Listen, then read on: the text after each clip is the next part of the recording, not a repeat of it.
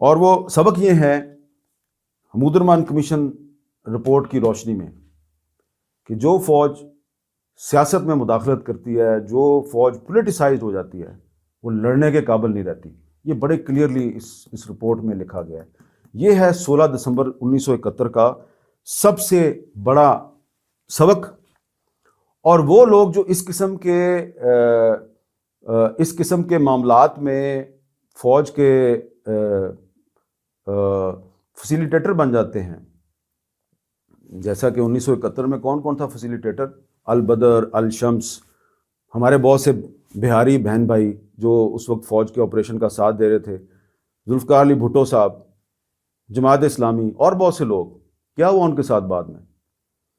وہ بہاری جنہوں نے کہ 1971 میں ایسٹ پاکستان میں پاکستانی فوج کا ساتھ دیا، آج بھی ڈھاکہ اور میرپور کے علاوہ کئی جو بنگلہ دیش کے مہاجر کیمپ ہیں وہاں پہ قصب پرسی کی زندگی گزار رہے ہیں۔ آپ نے پاکستان میں جگہ جگہ اتنے بڑی ہاؤسنگ سکیمیں بنائی ہیں، اتنے بڑے بڑے ڈیفنس ہاؤسنگ سکیمیں بنائی ہیں، آپ نے کبھی ان کے بارے میں نہیں سوچا کہ جنہوں نے پاکستان کی خاطر اپنا سب کچھ قربان کر دیا، وہ ابھی بھی وہاں پہ کیمپوں میں پڑے ہیں، سردی میں بھی مرتے ہیں، گرمی میں بھی مرتے ہیں۔ آپ ان کو نہیں لا سکتے، ان کو آپ کو لانا چاہیے، آپ نہیں لے کے آئے۔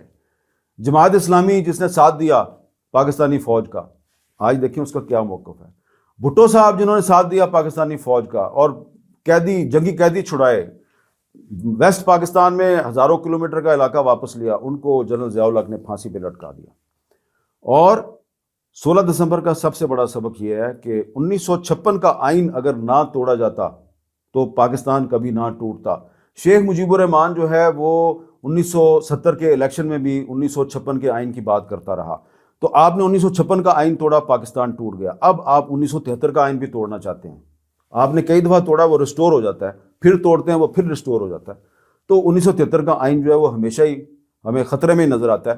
تو سبق سیکھنا چاہیے ہمیں کہ اگر 1956 کے آئین کو توڑنے کا نتیجہ جو ہے وہ 16 دسمبر 1971 میں پاکستان ٹوٹنے کی صورت میں آپ کے سامنے آیا تھا، تو بار بار 1973 کا آئین جو ہے اس کی بے حرمتی نہ کریں، اس کو مت توڑیں بار بار۔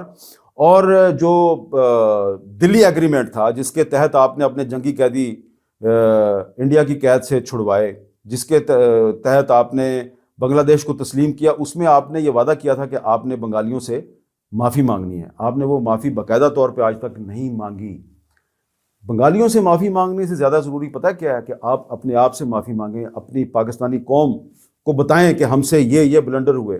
ہم سب کو آپس میں ایک دوسرے سے یہ بات کرنی چاہیے، اس پہ بحث کرنی چاہیے کہ 16 دسمبر 1971 کو جو قائد اعظم کا پاکستان ٹوٹا، تو ٹھیک ہے وہ انڈین آرمی نے بھی مداخلت کی، وہ شیخ مجیب الرحمان بھی پاکستان کے خلاف کھڑا ہو گیا، وہ ساری باتیں ٹھیک ہیں، لیکن اصل میں تو 1962 میں جنرل ایوب خان اور جسٹس منیر نے جو منصوبہ بنایا تھا نا، وہ تھا پاکستان توڑنے کا منصوبہ۔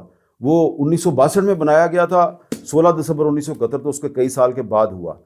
تو اگر اکاؤنٹیبلٹی ہوتی نا 16 دسمبر 1971 کے واقعے کی، تو 5 اگست 2019 کو انڈیا جو ہے وہ کشمیر پہ قبضہ نہ کرتا۔ 5 اگست 2019 کو کیا ہوا آپ کو اچھی طرح پتہ ہے کہ اب انڈیا نے کشمیر پہ مکمل قبضہ کر لیا ہے۔ دعا کریں کہ 16 دسمبر 1971 اور 5 اگست 2019 جیسے واقعات دوبارہ نہ ہوں۔ میں نے 5 اگست 2019 کی بات پتہ کیوں کی ہے؟ کہ 5 اگست 2019 کو جو بھی ہوا تو اس کے بعد بڑا پاکستان میں کہا گیا جی کہ انڈیا نے بہت ایک عالمی قانون کی خلاف ورزی کی ہے اور کشمیر پہ قبضہ کر لیا، لیکن اس کے کچھ ہی مہینوں کے بعد آپ نے لائن آف کنٹرول پہ انڈیا کے ساتھ سیز فائر ایگریمنٹ کیا، جس کا مطلب یہ ہے کہ آپ نے ایک دفعہ پھر سرنڈر کر دیا۔ اور یہ وہ معاملات ہیں جس کی انکوائری ہونی چاہیے، اکاؤنٹیبلٹی ہونی چاہیے۔ 16 دسمبر 1971 کی تو شاید نہیں ہو سکتی۔